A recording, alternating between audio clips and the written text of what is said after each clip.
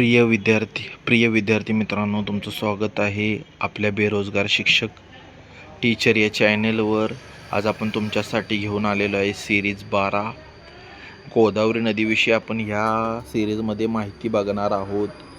चॅनेलवर नवीन असाल तर चॅनेलला सबस्क्राईब करा, व्हिडिओला लाईक करा आणि गरजू विद्यार्थ्यापर्यंत खास करून हा व्हिडिओ शेअर करा. एक पण गरजू विद्यार्थ्याला याचा फायदा झाला तर आपलं जीवन सार्थक आहे. तर चला व्हिडिओला सुरुवात करूया.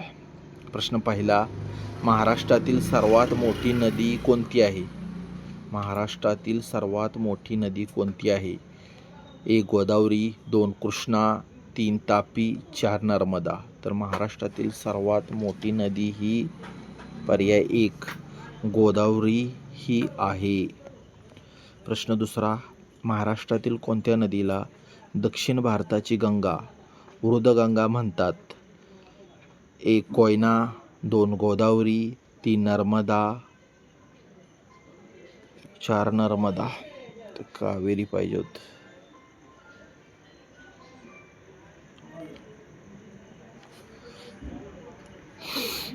तर महाराष्ट्रातील कोणत्या नदीला दक्षिण भारताची गंगा किंवा वृद्धगंगा म्हणतात? तर पर्याय क्रमांक 2 गोदावरी नदीला दक्षिण भारताची गंगा, वृद्धगंगा म्हणतात. कारण गोदावरी नदी ही आहे ती दक्षिणेकडे वाहत जाते, त्यामुळे तिला दक्षिण भारताची गंगा किंवा वृद्धगंगा असे म्हटले जाते.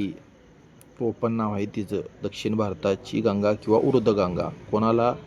तर गोदावरी नदीला म्हणतात. प्रश्न तिसरा, खालीलपैकी कोणती नदी पश्चिम वाहिनी नाही? 1 तापी, 2 नर्मदा, 3 गोदावरी, 4 सावित्री.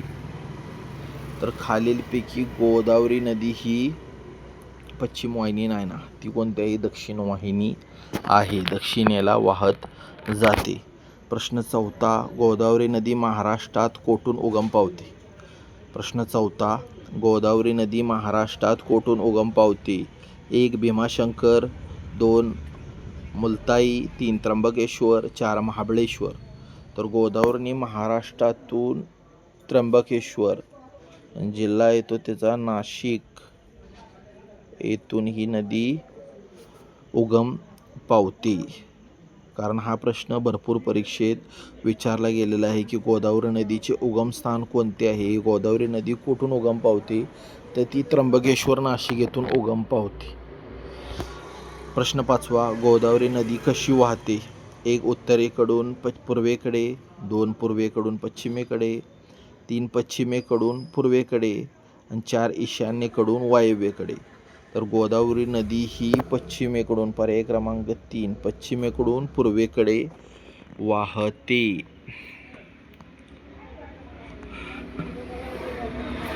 प्रश्न पाचवा,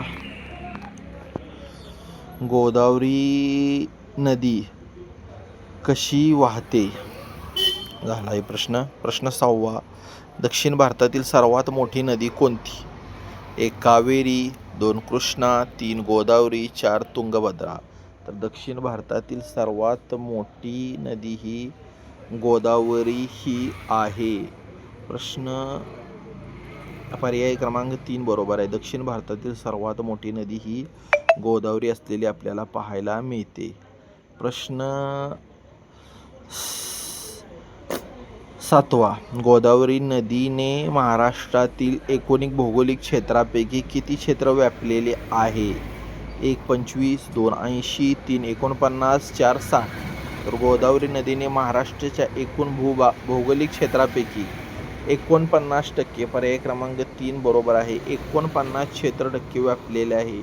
48.5 काहीतरी येतं आणि त्याला आपण 49 म्हणू शकतो किंवा 50% क्षेत्र तुम्ही म्हणू शकता. 2 पर्याय येतात, एक 49 बी येईल, 48.5 बी येऊ शकतं आणि 50% बी येऊ शकतं. तर गोदावरी नदीने महाराष्ट्राच्या एकूण भौगोलिक क्षेत्रापैकी एवढं क्षेत्र व्यापलेलं आपल्याला पाहायला मिळतं. प्रश्न 8वा, गोदावरी व भीमा नद्याच्या दरम्यान डोंगर स्थित आहे. 1 महादेव डोंगर, 2 सातमाळा अजंठा, 3 हरिश्चंद्र बालाघाट आणि 4 सातपुडा.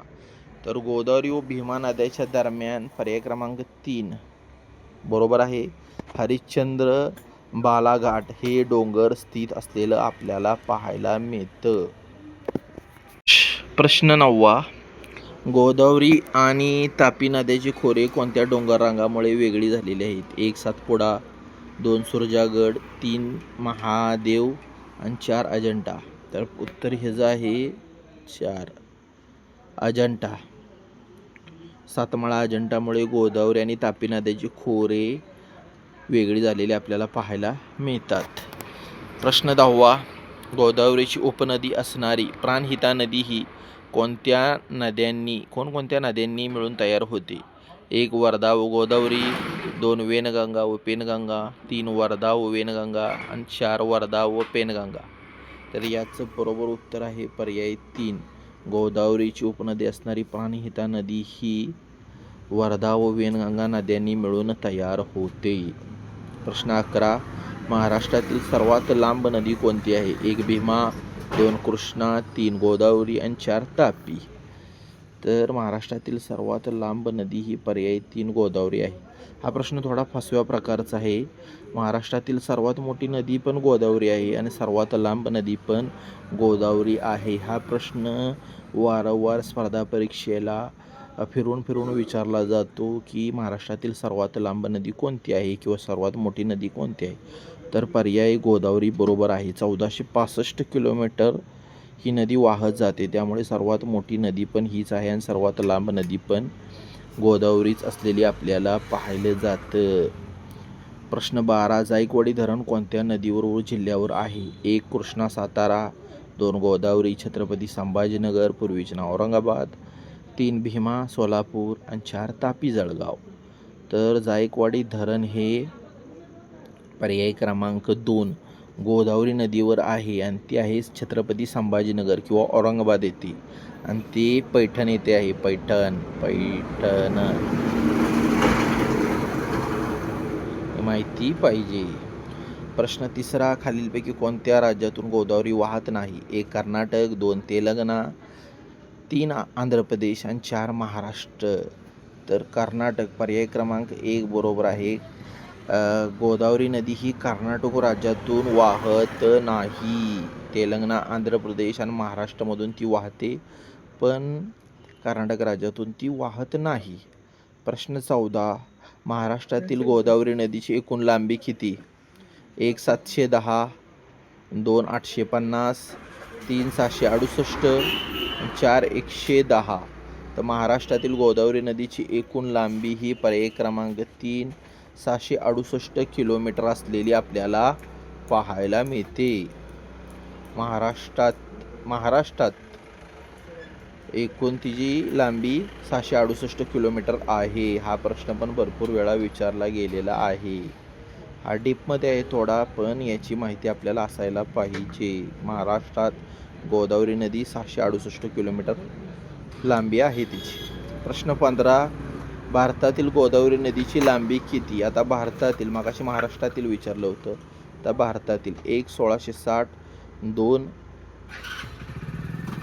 2100, 2100, 3. 1080 आणि 4. 1465. तर भारतातील गोदावरी नदीची लांबी ही 1465 किलोमीटर असलेली आपल्याला पाहायला मिळते. प्रश्न 16. भारतातील एकूण खोऱ्यापैकी किती टक्के भाग गोदावरी नदीने व्यापलेला आहे? 1. 15, 2. 25, 3. 10 आणि 4. 5. भारतातील एकूण खोऱ्यापैकी पर्याय क्रमांक 3 10% भाग हा गोदावरी नदीने व्यापलेला आहे. आणि कधी कधी विचारलं जातं 9.5 पण असू शकतं. ॲक्युरेट माप यामध्ये येत नाही मित्रांनो. तर 9.5 आणि किंवा 10 हा पर्याय जिथे येईल तिथे तुम्ही बरोबर करू शकता. आणि ही गोदावरी नदीचा आणि नदी प्रणाली नक्कीच तुम्ही पक्के करून जावा.